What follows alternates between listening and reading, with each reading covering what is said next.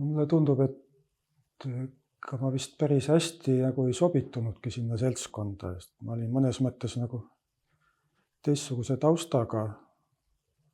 Mul ei olnud sel ajal kanget tahtmist kunstnikuks saada, sest ma olin alles hakanud tööle Pärnu teatris butafoorina ja seal Sütevaka kunstiosakonnas nägin ainult võimalust ennast täiendada ja joonistada. Et sai seal modelli joonistada. Pärnus nagu teist sellist võimalust ei olnud. Sellepärast ma seal hakkasin käima. Veeti rohkem nagu vabakuulajana. Et ma päris ennast nende õpilaseks nagu ei pidanudki.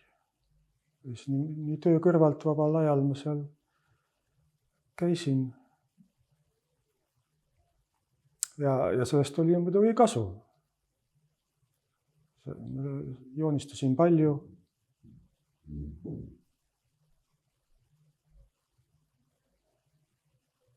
Ja tegelen siiamaani sellega.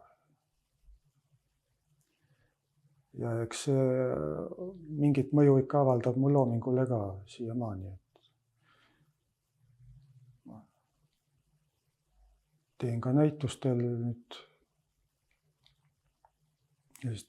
figuratiivset maali.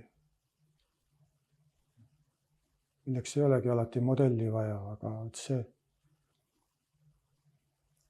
niisugune tihe praktika on sellele ikka kaasa aidanud.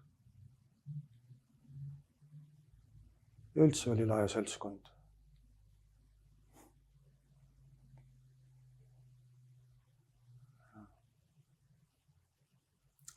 Muidugi toona ma ei kujutanud ette, et see teatritöö mul elu lõpuni ei kesta.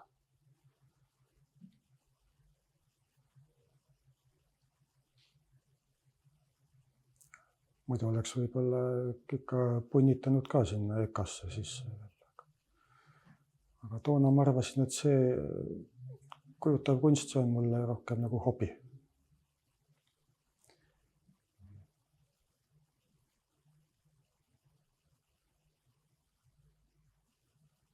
Mis mul muud öelda on?